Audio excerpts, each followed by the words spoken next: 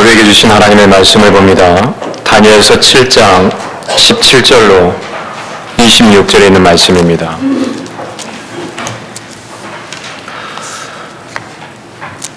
다니엘서 7장 17절로 26절 말씀을 제가 봉독해 올립니다. 그네 큰 짐승은 세상에 일어날 내 왕이라. 지극히 높으신 이의 성도들이 나라를 얻을 것이니 그 누림이 영원하고 영원하고 영원하리라. 이에 내가 넷째 짐승에 관하여 확실히 알고자 하였으니 곧 그것은 모든 짐승과 달라서 심히 무섭더라. 그 이는 새요 그 발톱은 노시니 먹고 부서뜨리고 나머지는 발로 밟았으며 또 그것의 머리에는 10뿔이 있고 그 외에 또 다른 뿔이 나오매 새 뿔이 그 앞에서 빠졌으며 그 뿔에는 눈도 있고 큰 말을 하는 입고 그 모양이 그의 동료보다 커 보이더라. 내가 본 적 이 뿔이 성도들과 더불어 싸워 그들에게 이겼더니 예전부터 항상 계신 이가 와서 지극히 높으신 이의 성도들을 위하여 원한을 풀어주셨고 때가 이름에 성도들이 나라를 얻었더라. 모신 자가 이처럼 이르되 넷째 짐승은 곧 땅의 넷째 나라인데 이는 다른 나라들과는 달라서 온 천하를 삼키고 밟아 부서뜨릴 것이며 그 10뿔은 그날에서 일어날 열왕이요 그 외에 또 하나가 일어나리니 그는 먼저 있던 자들과 다르고 또 새 왕을 복종시킬 것이며 그가 장차 지극히 높으신 이를 말로 대적하며 또 지극히 높으신 이의 성도를 괴롭게 할 것이며 그가 또 때와 법을 고치고자 할 것이며 성도들은 그의 손에 붙임받아 한때와 두때와 반때를 지내리라. 그러나 심판이 시작되면 그는 권세를 빼앗기고 완전히 멸망할 것이요. 아멘. 말씀 한 장을 더 봅니다. 계시록 13장 1절로 18절입니다.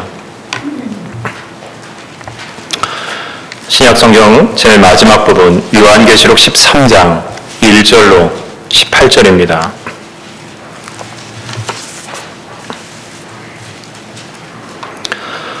내가 보니 바다에서 한 짐승이 나오는데 뿔이 열이요 머리가 7이라. 그 뿔에는 10왕관이 있고 그 머리에는 신성 모독하는 이름들이 있더라. 내가 본 짐승은 표범과 비슷하고 그 발은 곰의 발 같고 그 입은 사자의 입 같은데 용이 자기의 능력과 부자와 큰 권세를 그에게 주었더라. 그의 머리 하나가 상하게 죽게 된 것 같더니 그 죽게 되었던 상처가 나오매 온 땅이 놀랍게 여겨 짐승을 따르고 용이 짐승에게 권세를 주므로 용에게 경배하며 짐승에게 경배하려되 누가 이 짐승과 같으나 누가 능히 이와 더불어 싸우리요 하더라. 또 짐승이 과장되고 신성 모독을 말하는 입을 받고 또 42달 동안 일할 권세를 받으니라. 짐승이 입을 벌려 하나님을 향하여 비방하되 그의 이름과 그의 장막 곧 하늘에 사는 자들을 비방하더라. 또 권세를 받아 성도들과 싸워 이기게 되고 각 족속과 백성과 방언과 나라를 다스리는 권세를 받으니 죽임을 당한 어린 양의 생명책에 창세유로 이름이 기록되지 못하고 이 땅에 사는 자들은 다 그 짐승에게 경배하리라. 누구든지 귀가 있거든 들을지어다. 사로잡힐 자는 사로잡혀 갈 것이요 칼에 죽을 자는 마땅히 칼에 죽을 것이니 성도들의 인내와 믿음이 여기 있느니라. 내가 보매 또 다른 짐승이 땅에서 올라오니 어린 양같이 두 뿔이 있고 용처럼 말을 하더라. 그가 먼저 나온 짐승의 모든 권세를 그 앞에서 행하고 땅과 땅에 사는 자들을 처음 짐승에게 경배하게 하니 곧 죽게 되었던 상처가 나은 자니라. 큰 이적을 행하되 심지어 사람들 앞에서 불이 하늘로부터 땅에 내려오게 하고 짐승 앞에서 받은 바 이적을 행함으로 땅에 거하는 자들을 미혹하며 땅에 거하는 자들에게 이르기를 칼에 상하였다가 살아난 짐승을 위하여 우상을 만들라 하더라. 그가 권세를 받아 그 짐승의 우상에게 생기를 주어 그 짐승의 우상으로 말하게 하고 또 짐승의 우상에게 경배하지 아니하는 자는 무엇이든지 다 죽이게 하더라. 그가 모든 자 곧 작은 자나 큰 자나 부자나 가난한 자나 자연이나 종들에게 그 오른손에나 이마에 표를 받게 하고 누구든지 이 표를 가진 자 외에는 매매를 못하게 하니 이 표는 곧 짐승의 이름이나 그 이름의 수라. 지혜가 여기 있으니 총명한 자는 그 짐승의 수를 세어보라. 그것은 사람의 수니 그의 수는 660이니라. 아멘. 예, 압니다. 여러분들의 표정이 지금 무엇을 말하고 있는지요. 도대체 목사님이 오늘 무슨 얘기를 하려고 이 본문을 읽었는지 이런 표정이 어느 정도 제가 짐작이 갑니다. 보통 요한계시록을 설교할 때는 3장을 넘어가지 않습니다. 소아시아 교회에 줬던 어떤 책망, 권면, 칭찬의 말씀까지만 보통 설교자가 이야기를 합니다. 근데 오늘은 그 무언의 금기를 깨고 13장까지 넘어갔으니 여러분들이 저를 걱정스럽게 바라보는 표정이 이해가 됩니다. 여러분 그걸 아셔야 됩니다. 요한계시록은 이건 편지라는 것을 분명한 목적을 가지고 동일시대에 보낸 편지라는 것입니다. 그리고 이 편지를요 소아시아 7교회가 돌아가면서 주일날 설교를 대신해서 나누어 읽었다라는 것을 우리는 알아야 됩니다. 그러니까 이 요한계시록 말씀이 뭐 단순한 환상, 묵상, 묵시, 판타지가 아니라 실질적인 신앙을 세워나가는 중요한 말씀이라는 것이죠. 요한계시록이라는 이 말씀의 편지를 통해서 하나님이 지금 우리에게 어떤 말씀을 하시고자 하는지를 좀 보도록 하겠습니다. 요한계시록 말씀, 이 편지를 성령의 감동 가운데서 예수님의 제자였던 사도 요한이 로마 시대 핍박받는 1세기 크리스찬들에게 써가지고 편지를 보내게 됩니다. 예수님의 제자였던 사도 요한은 소아시아 지역을 두루다니면서 그러니까 사랑으로 말씀으로 그 흩어졌던 디아스포라 유대인들을 이렇게 목양을 하게 됩니다. 목회자죠. 예컨대 뭐 에베소, 도아디라, 사데, 서머나, 빌라델피아 뭐 이런 교회들을 두루다니면서 영적으로 그들을 잘 이렇게 목양을 하게 됩니다. 근데 로마 제국이 이것을 그냥 내버려 두지 않죠. 흩어져서 신앙생활 할 때는 물론 핍박을 하였지만은 그렇게 직접적으로 아주 이렇게 하진 않았습니다. 그런데 예배드리는 공동체, 기도하는 공동체, 찬양하는 공동체로서는 정도 구심점이 되고 그 시대와 사회의 영향력을 발휘하니까 로마 제국에서는 본격적으로 이제 교회를 와해시키려고 합니다. 그래서 쓴 방법이 뭐냐면은 당시 초대교회 내적 분열, 영지주의라든지 이런 어떤 내적 분열이 있다는 것을 어느 정도 알고 또 믿음의 중심 뿌리였던 이 사도 요한을 치면은 교회가 무너지고 와해질 거라는 것을 그들이 이제 알게 되죠. 그래서 도미티안 황제 같은 경우는 아직 기가 막 머리가 비상한 사람인데 그래서 영향력을 갖고 있는 사도 요한을 잡아가지고 유배를 보냅니다.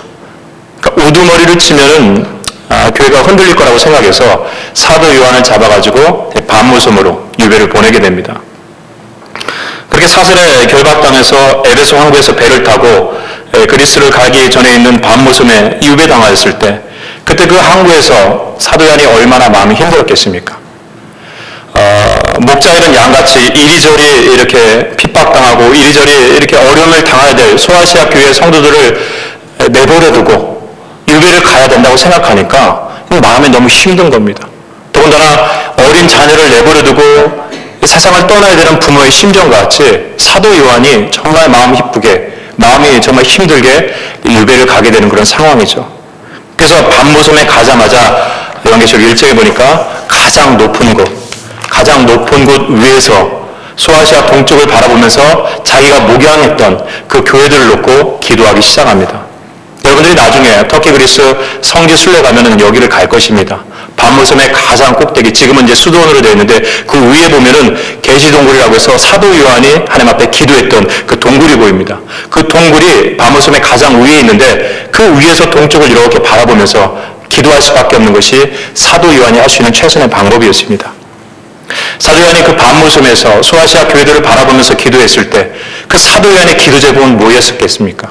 하나님, 로마 이 제국 아래서 이 핍박받는 우리 믿음의 성도들에게 자유를 주시옵소서. 이 나라가 뒤집어지게 하시옵소서. 이렇게 기도했을까요? 그러진 않았을 것입니다. 사도 요한은 예수님이 부활 승천하셨을 때 마지막 유언의 메시지를 마음에 담았던 사람입니다. 오직 성령이 너희에게 임하시면 너희가 권능을 받고 예루살렘과 온 유대와 사마리아와 땅끝까지 이르러 내 증인이 되리라.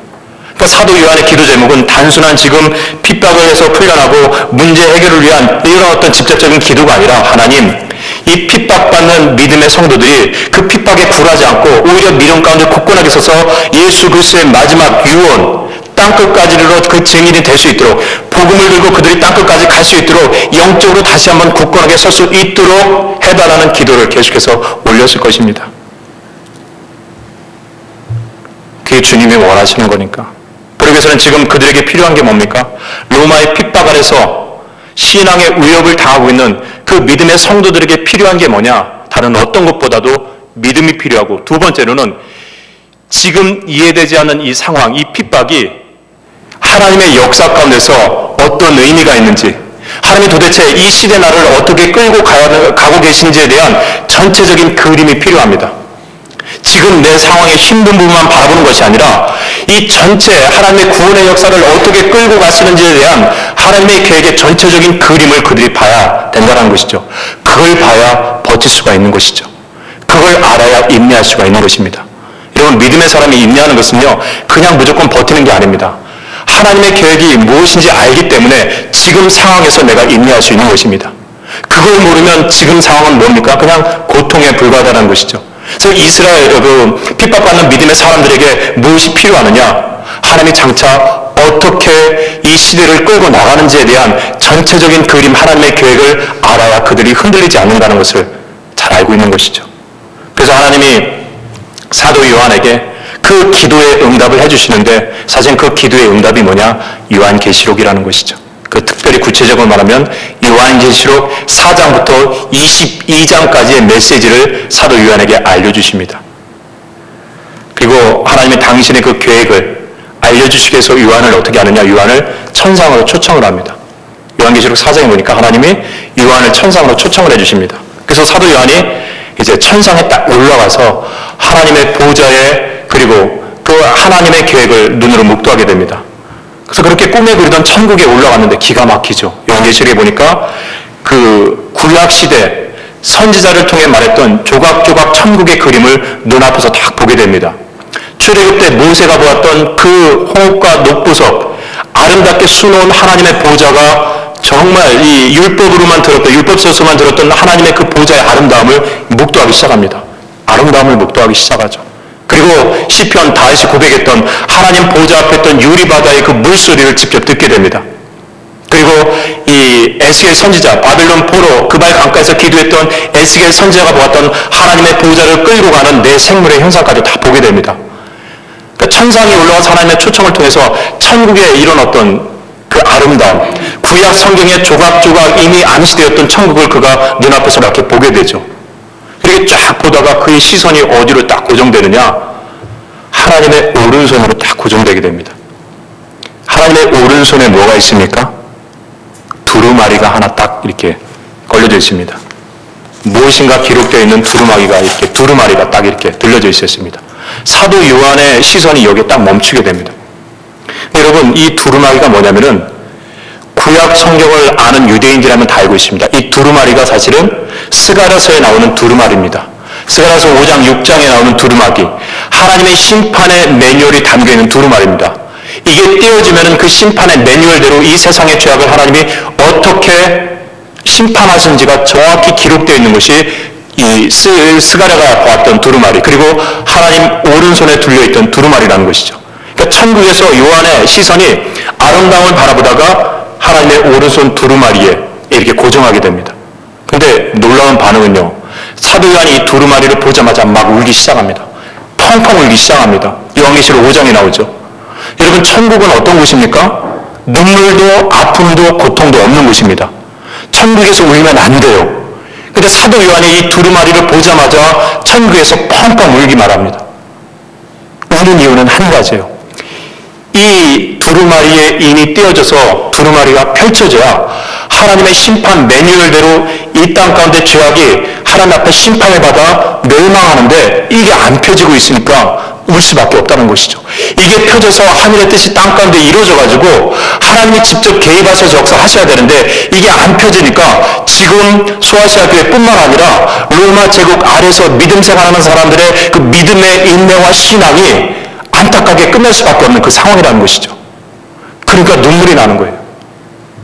천국이지만 눈물이 날 수밖에 없다는 것이죠. 우리는 이런 통함이 있어야 됩니다. 나는 편안하기 때문에, 나는 천국같이 안일한 삶을, 편안한 삶을 살기 때문에 괜찮다 이게 아니라 나는 편안한 곳에 있지만 그러나 아직도 하나님의 나라를 부르짖으면서 믿음으로 인내하며 핍박받는 그 사람들의 안타까움이 있다는 것을 우리는 알아야 됩니다. 사도 요한이 그런 안타까움을 가지고 천국에서 아름다움을 만끽하지만 하나님 오른손에 있는 이 두루마리가 펼쳐지지 않는 그 안타까움을 가지고 천국에서 펑펑 울고 있는 것이죠. 그때 하나님이 사자를 통해서, 장로를 통해서 말합니다. 울지 마라. 그 인을 뗄 사람이 분명히 있다. 이게 누굽니까? 예수 그리스도. 그래서 예수 그리스도의 이 손에 두루마리가 걸려지고 그 인이 떼어지면서 어떻게 됩니까? 스가랴의 그 예언 그대로 하나님의 진행이 착착착 진행되는 그런 어떤 모습을 천상에서 보게 됩니다. 자, 그렇게 쫙 보고 있는데, 그래서 이제 요한계시록 말씀대로 쭉 보고 있는데 12장, 13장 오늘 읽은 오늘 본문을 통해서 무엇을 하나 보게 되냐면 하나님의 계획이 착착착 진행돼서 이 땅 가운데서 죄를 소멸하는 하나님의 역사가 이루어지고 있는데 그걸 방해하는 사단의 실체를 딱 보게 됩니다. 하나님의 나라의 완성을 가로막는 사단의 실체가 무엇인지, 사단이 어떠한 계략으로 하나님의 나라가 도래하지 못하도록 막는지를 12장, 13장을 통해서 요한이 깨닫게 됩니다. 특별히 우리가 읽지 않았지만 요한계시록 12장 7절로 17절에 보니까 그 얘기를 하고 있습니다. 도식은 간단해요. 천상에서 사단이 타락해가지고 천사가 타락해서 사단에서 이 땅 가운데 쫓겨내려오게 됩니다. 이 땅 가운데 쫓겨내려오게 되는데 이를 바득바득 깔고 쫓겨내려와요. 이유는 한 가지입니다. 이 땅에서 자기들이 이제 죄된 어떤 통치권을 막 행사하는데 그 죄된 통치권을 행사할 수 있는 시간이 한정지어졌다는 걸 깨닫게 됩니다. 언제까지?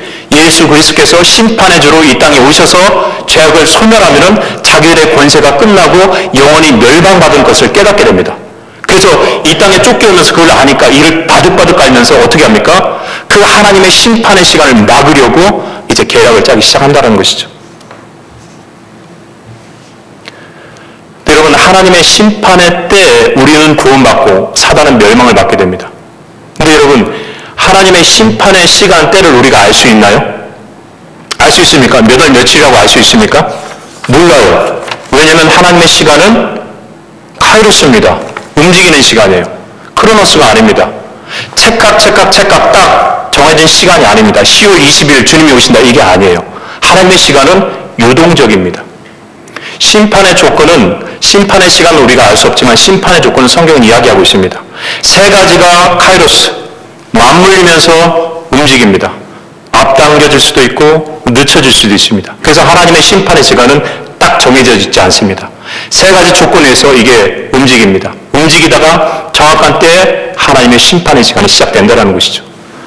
성경에 보니까 세 가지 조건이 있습니다. 첫 번째 창세기 6장, 15장, 18장 말씀해 보면은 죄악이 관영했을 때 노아의 심판, 그리고 가나안 땅의 심판, 그리고 소돔과 고모라의 심판, 이사 선지자를 통해서 모압, 애굽, 바벨론, 페르시아, 아수르의 심판의 공통점은 뭡니까? 죄악이 꽉 찼을 때, 그 시대 그 나라의 죄악이 정말 관영했을 때 그때 하나님의 심판이 시작됩니다. 이게 첫 번째 조건이에요.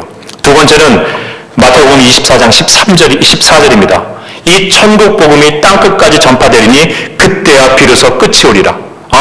두 번째 조건은 이겁니다. 하나님의 복음이 세상 모든 민족에게 전파됐을 때 그때 끝이 온다고 그랬습니다. 하나님이 도래하신다고 그랬습니다. 세 번째, 계시록 6장 11절에 보니까 하늘 보좌 제단 아래 순교자들이 하나님 앞에 탄원을 합니다. 무슨 탄원이냐? 하나님, 세상을 보니까 죄가 이렇게 관영하는데 당신이 왜 그렇게 복음만 계십니까? 가서 역사하셔서 이 죄악을 소멸하소서라고 하나님 앞에 순교자들이 제단 밑에서 탄원을 합니다. 그때 하나님이 뭐라고 하시냐면은 순교자의 수가 찰 때까지 기다리라 라고 얘기하십니다. 그럼 하나님의 심판의 시간을 알 수 없으나 세 가지 조건을 알 수 있습니다. 죄악이 관영했을 때, 복음이 모든 민족에게 전파되었을 때, 그리고 순교자의 수가 찰 때까지 이 세 가지가 맞물려서 카이로스, 하나님의 때가 결정된다는 것이죠. 그럼 사단의 계략은 한 가지입니다. 하나님의 시간이 밀려나도록, 딜레이 되도록 하는 것이 사단의 계략입니다. 밀려나면 밀려날수록 이 땅 가운데서 자기의 통치권을 행사할 수 있는 시간이 늘어나기 때문에, 그럼 사단이 무엇을 건드리면 됩니까? 이 조건을 건드리면 됩니다. 이 조건을 건드리면 돼요. 어떤 조건입니까? 복음이 땅끝까지 들어가지 못하도록. 이해되시나요? 믿음의 사람이 복음을 전해야 되는데, 그래서 복음이 땅끝까지 들어가야 하나님의 나라가 도래하는데, 믿음의 사람이 복음을 전하지 않으면 어떻게 됩니까? 이 시간이 늦춰지죠. 또 한 가지, 순교자의 수가 찰 때까지. 순교자들은 뭐를 말합니까? 믿음의 위협과 핍박이 왔을 때 비겁하게 도망가지 않고 신앙 타협하지 않고 목숨을 던지기까지 그 하나님의 신앙을 붙잡는 사람들이 순교자입니다. 그럼 사단이 할 수 있는 건 뭡니까? 순교하지 못하도록. 믿음의 사람이 불의와 거짓 앞에서 침묵하도록. 믿음의 사람이 세상의 어떤 거짓 위협과 핍박 앞에서 비겁하게 도망가도록 하면은 이 시간이 어떻게 됩니까? 딜레이 되죠. 이해됩니다. 사단이 이 땅 가운데 쫓겨나면서 하나님 나라가 도래하면 자기의 멸망이 끝날 줄 알고 이를 가며 이 땅 가운데 내서 하는 계략이 뭡니까? 이 하나님의 시간이 늦춰지도록. 그러면 심판의 조건을 건드리면 됩니다. 어떻게? 믿음의 사람이 복음을 전하지 못하도록, 믿음의 사람이 신앙을 희석하도록, 위협과 어려움 앞에서 신앙을 내려놓고 타협하도록 이렇게 만들면 된다는 것입니다. 이걸 사단이 노리고 있다는 것이죠. 오늘 우리가 읽었던 다니엘서 7장 25절 말씀을 좀 같이 보도록 하겠습니다. 다니엘서 7장 25절 말씀입니다.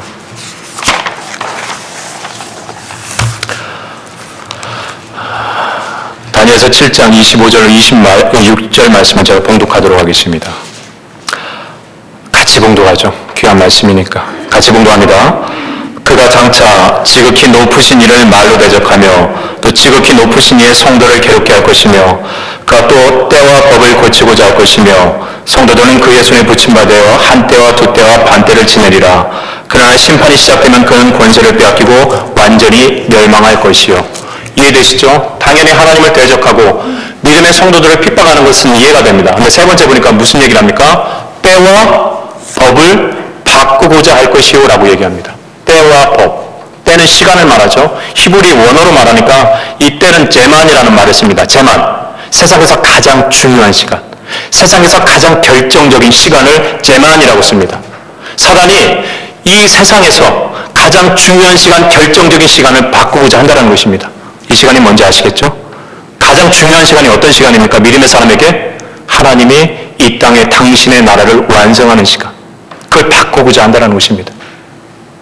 그리고 법을 바꾸고자 합니다. 히브리어로 다트, 왕의 칙령, 지금으로 말하면 헌법, 법률을 말합니다. 사단의 계략이 하나라는 것이죠. 이 땅 가운데서 자기의 통치의 영역, 시간을 연장하기 위해서 하나님의 심판의 때를 바꾸고자 할 것이며, 가장 중요한 영적인 시간을 바꾸고자 할 것이며, 그리고 법을 바꾸고자 이 두 가지를 전략으로 세웠다는 것입니다. 예를 들어 볼까요? 바벨론 시대 때 이미 바벨론은 하므라비 법전이 있습니다. 그런데 신바빌로니아가 재건되면서 이 느부갓네살이 법을 하나 또 만듭니다. 그 법이 무슨 법이죠? 누구든지 이 금 신상에 절하지 않으면은 극렬히 타는 풀무불에 집어넣으리라. 이 법이 웃긴 법이지만 사실은 바벨론, 고대 근동 바벨론의 헌법과도 같은 것이었습니다. 이 법이 의미하는 게 뭐죠? 믿음을 내가 맡겠다라는 것입니다. 하나님 앞에 경배하는 것을 맡겠다라는 것입니다. 또 한 가지 볼까요? 바벨론이 멸망하면서 다리오가, 고레스의 장인인 다리오가 하에서 그 지역을 다스립니다. 페르시아 메드를 다립니다. 그때 다리오가 어떤 법을 또 하나 만들죠? 밑에 그 갈대아 사람들이 정치적 기반을 잃어버릴까봐 다니엘을 해하기 위해서 법을 하나 이렇게 상정해가지고 다리오가 법을 만듭니다. 그 법이 뭐냐면 앞으로 30일 동안 나 외에 다른 누군가에게 기도하거나 무엇인가를 요청하면 그는 어떻게 됩니까? 사자굴에 집어넣는다고 그랬습니다. 웃긴 법 같지만 이게 페르시아의 헌법이었습니다. 법이었습니다. 이 법도 결국 무엇입니까? 하나님 앞에 예배하지 못하고 하나님 앞에 믿음으로 살지 못하도록 만드는 법이라는 것입니다. 사도 요한이 살았던 시대도 마찬가지입니다.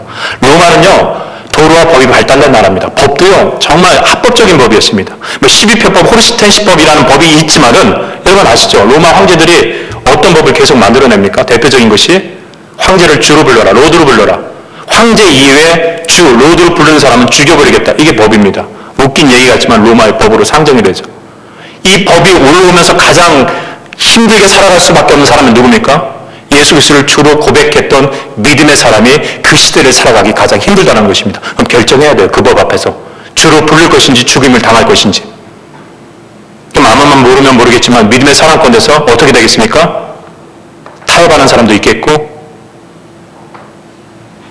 비겁한 사람이 돼서 그 법 앞에 굴러가는 사람도 있을 것입니다. 사단의 계략이 바로 이러는 것이라는 것이죠. 자기의 이 통치, 이 기한과 자기의 주권을 온전히 굳건하게 잡기 위해서 하나님의 시간을 자꾸 늦추게 하게 만드는데, 그걸 늦추게 하는 방법은 믿음의 사람들이 복음을 잘하지 못하고 복음 가운데서 당당하게 세상에서 믿음을 지키지 못하게 만드는 것인데, 그거를 할 수 있는 가장 강력한 것이 뭐냐? 그 시대 그 나라의 법을 바꾸면 된다는 것입니다. 왜? 법은 그 시대 합법적인 것이기 때문에 그 법만 만들어지면은 믿음의 사람이라 할지라도 둘 중에 하나를 선택할 수밖에 없다는 것입니다.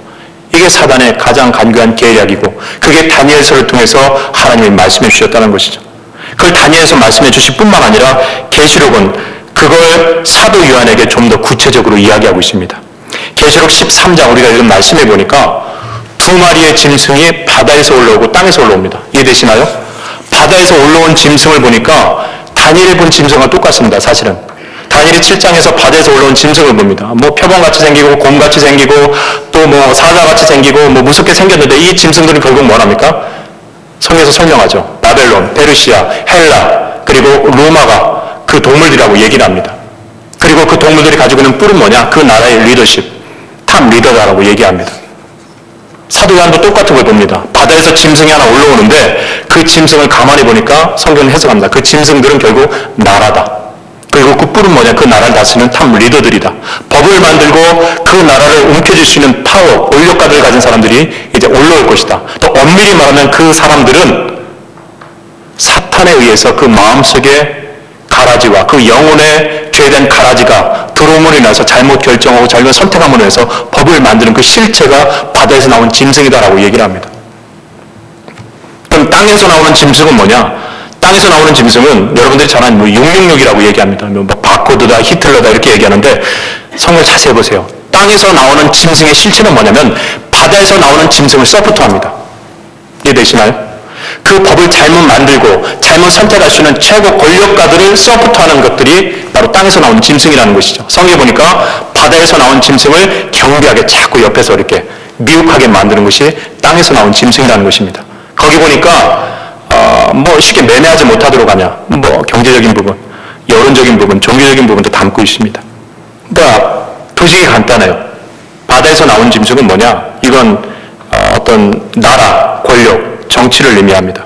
좀 더 정확히 말하면 타락한 나라, 타락한 정치, 권력, 리더들을 말합니다. 토마스 홉스는 이걸 뭐라고 하느냐? 리바이어던이라고 얘기했습니다.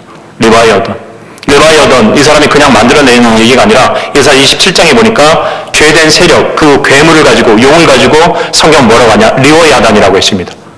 그걸 가지고 토마스 홉스는 나라에 비견하면서 이게 리바이어던, 괴물이다, 짐승이다라고 딱 얘기를 합니다. 그리고 그 바다에서 나온 짐승이 그렇게 잘못 결정하고 선택하도록 사단이 뒤에서 계속해서 그 마음에 가라지, 죄를 심어 넣는다는 것입니다. 그리고 그 죄된 권력과 권세가 계속해서 힘을 얻을 수 있도록 종교, 경제, 여론이 서포트를 한다는 것입니다. 이게 땅에서 나온 짐승이라는 것이죠. 여러분, 정치에 힘을 실어주는 게 뭡니까? 경제죠. 정치에 힘을 실어주는 게 뭡니까? 여론이죠. 정치에 힘을 실어주는 게 뭡니까? 타락한 종교죠. 중세에 타락한 정치에 타락한 종교가 힘을 줄여주니까 어떻게 됩니까? 1000년 동안 암흑시대로 돌변하게 됩니다. 1983년도에 윌리엄 골딩이 지은 파리 대왕이라는 책이 있습니다. 노벨 문학상을 받았어요. 그 파리 대왕이라는 책을 보면 아시겠지만은 내용은 간단합니다. 비행기를 타고 가다 비행기가 무인도에 불시착을 딱 하게 됩니다. 그 무인도에 불시착했는데 어른들은 다 죽고 12살 아래 애들이 이렇게 무인도에서 살아가게 됩니다. 그러니까 애들이니까 서로 처음에는 돕고 이제 의지하면서 살아가는데 시간이 지나니까 그 어린애들이 우두머리가 되고자 해서 잭과 그 랄프가 둘이 이제 잭과 이제 그 랄프가 이렇게 서로 정권을 잡기 위해서 그 우두머리가 되기 위해서 이렇게 서로 싸우기 시작합니다. 근데 중요한 것은 잭이라는 애가 이 정적인 권력을, 그러니까 애들의 우두머리 되기 위해서 무엇을 하느냐? 멧돼지를 잡아가지고 애들을 긁어모읍니다. 무인도에서 먹을 것, 경제라는 것은 사실은 뭡니까? 내가 우두머리가 될 수 있는 가장 중요한 요소라는 것이죠. 그래서 그 멧돼지가 무엇을 의미하느냐? 사실 경제를 말합니다. 그 웃긴 것은요, 나중에 알고 보니까 그 멧돼지가 사실은 멧돼지가 아니라 비행기가 추락했을 때 낙하산 타고 내려온 어른의 시체라는 것을 이제 누군가 알게 됩니다.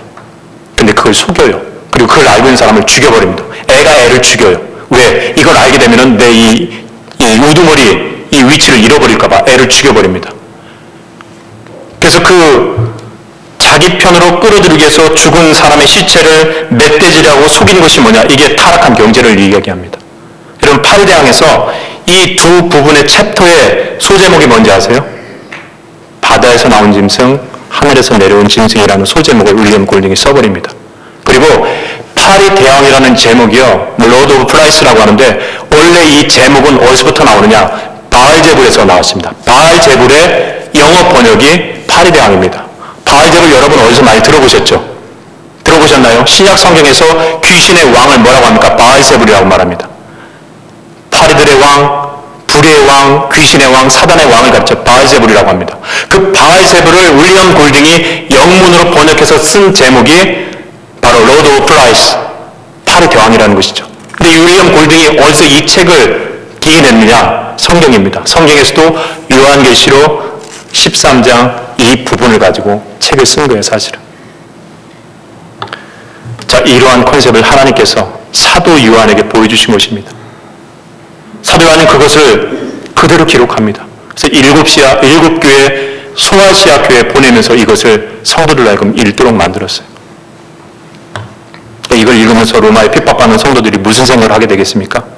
이제는 그림이 그려지는 거예요. 역사의 그림이 그려지고 시대의 그림이 그려지고 내가 살고 있는 이 로마에 대한 그림이 그려지는 것입니다. 이 로마라는 나라가 그 황제가 왜 그렇게 믿음의 사람을 핍박하고 죽이고 있는지를 이해가 되는 것입니다. 그러니까 버틸 수 있는 거예요.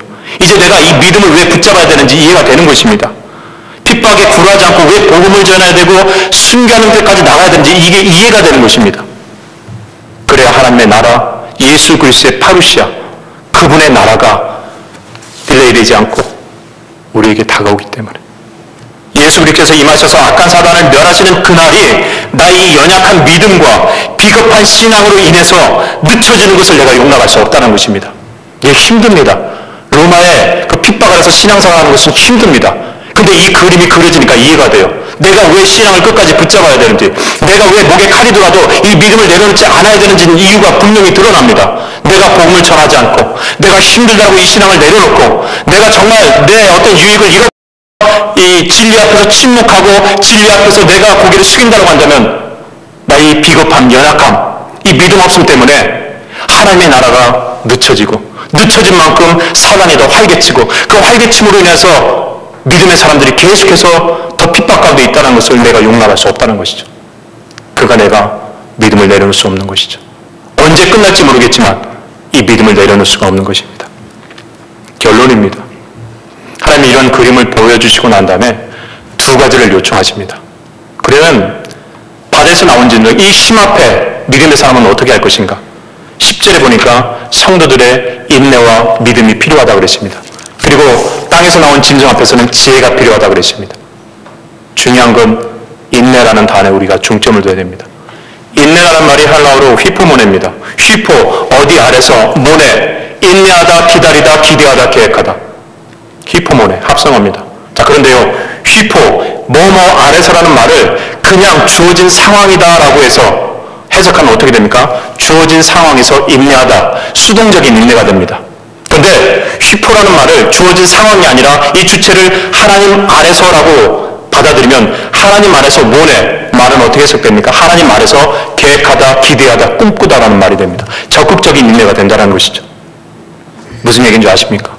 믿음의 핍박 가운데서 도저히 이 시대 이 날에서 신앙생활을 지키는 것이 힘들지만 그러나 성도들의 믿음과 인내가 필요한데 그 인내가 바로 뭐냐? 주어진 상황에서 무조건 버티는 것이 아니라 하나님 안에서 기대와 희망을 가지고 이 믿음을 굳건하게 가지고 살아라라는 의미죠. 예를 들어볼까요? 사도 요한의 시대에는 정말 앞이 끝나지 않은 핍박의 시대였습니다. 그런데요, 이들이 굴하지 않고 하나님 아래서 믿음을 꿈꾸고 그들 나름대로 장기적인 준비를 통해서 복음을 계속 전하고 신앙의 교육을 자녀들에게 전수시켰습니다. 그 당시에는 법이 바뀌지 않았어요. 네, 여러분 아시죠? 200년이 지납니다. 200년이 지난 다음에 어떤 법이 로마에서 발표됩니까? AD 313년도에 로마의 황제였던 콘스탄티누스 1세가 무엇을 얘기합니까? 이제 우리나라는 기독교를 인정하겠다. 이 법이 발표됩니다. 물론 사람들은 얘기합니다. 콘스탄티누스 황제가 로마라는 거대한 제국을 다스리기 위해서는 종교적인 이념이 필요하기 때문에 기독교를 동의했을 뿐이다라고 얘기를 합니다. 예, 근데 두 가지를 간과한 거죠. 그의 어머니 헬레나가 기독교인이 될 수 있었던 것은 아들 때문에 됐다는 것. 그리고 또 한 가지, 그가 밀리안 전투에서 본 그 환상, 십자가 형상을 통해서 그가 서원했던 그 내용을 간과해서는 안 된다는 것입니다. 예, 또 말하죠. 그럼에도 불구하고 그는 정치 위정가이기 때문에 종교를 이용할 줄 안다. 예. 근데 또 한 가지, 그가 그렇게 법을 만들 수 있었던 것은 그가 기독교인을 의식하지 않을 수 없다는 이유라는 것이죠. 법을 만들 때 리더는 무엇을 의식합니까? 국민을 의식합니다. 근데 국민의 대다수는 어떤 사람입니까? 믿음의 사람이죠. 기독교인이죠. 그러니까 이걸 무시할 수 없다는 것이죠. 무슨 얘기냐? 믿음의 사람이 인내했는데 그냥 인내한 것이 아니라 하나님 안에서 계획과 기대를 가지고 그들은 이 신앙을 내 때뿐만 아니라 믿음의 후손들에게 계속해서 전수시키고 복음을 전함으로 해서 로마 안에서 믿음의 핍박 가운데서 하나님의 영향력을 계속해서 드러냈다는 것입니다. 오늘 우리에게 필요한 게 이겁니다. 우리에게 필요한 것은요, 다음 세대에 대해서 우리가 기도하면서 키워야 된다는 것이죠. 내 신앙을 여기서 끝내는 것이 아니라 이제 시대가 어떻게 바뀔지 모릅니다. 법이 어떻게 바뀔지 모릅니다. 미국도 제가 알기로는 신앙을 점점 희석시키는 법이 계속해서 올라오는 것을 제가 알고 있습니다. 그럼 앞으로 가면 어떻게 됩니까? 어떻게 될지 모른다는 거죠. 그럼 우린 준비해야 됩니다. 나중에 법을 만들고 여론을 형성하고 경제권을 쥐는 사람들의 자리에 누가 올라갑니까? 여러분들이 올라가지 않습니다. 여러분들은 이미 끝났습니다. 죄송합니다. 누가 올라갑니까? 어린이부, 유스, 청년들이 그 자리에 올라갑니다. 그럼 그 자리에 올라간 청년부, 유스, 어린이들이 결정하고 선택할 때 그들의 기준이 뭡니까? 말씀이 되어야 되겠죠. 우리가 할 일은 뭡니까? 그들이 그 자리에 올라갔을 때 잘 결정하고 선택할 수 있도록 지금 이 시간, 이 순간부터 그들에게 신앙적인 부분을 물려줘요. 투자해야 됩니다. 물질이 되건 신학이 되건 투자해야 됩니다. 그래서 그들이 그 자리에 올라갔을 때 사단의 가라지에 속아가지고 잘못 결정하는 것이 아니라 정말 말씀 안에서 잘 선택하고 결정할 수 있도록 어린이, 유스, 청년들을 축복해 줘야 됩니다. 그게 우리가 지금 해야 될 일이죠. 초대교회 핍박받는 믿음의 사람이 로마의 그 엄청난 믿음의 핍박을 바꿔놨던 것처럼 오늘 요한계시를 통해서 저는 어떤 계시 환상을 그냥 말하려고 하는 것이 아니라 이 시대가 어떻게 흘러가고 있는지, 사단이 어떻게 계략을 세워서 하나님의 나라를 막고 있는지를 우리가 나누면서, 그럼 믿음의 사람은 어떻게 해야 되느냐? 바로 인내, 휘포문에 주어진 상황이 아니라 하나님 아래에서 하나님의 주권을 믿고 끝까지 믿음으로 준비하며 미래를, 하나님의 나라의 도래가 나의 연약한 믿음과 비겁함 때문에 자꾸 딜레이 되는 것이 아니라 나의 이 믿음에 굴하지 않는 이 정도가 하나님의 나라를 앞당길 수 있는 그런 신앙의 모습이 될 수 있기를 주의 이름으로 간절히 축원합니다. 기도하겠습니다. 하나님, 믿음으로 산다는 것이 쉽지 않음을 고백합니다.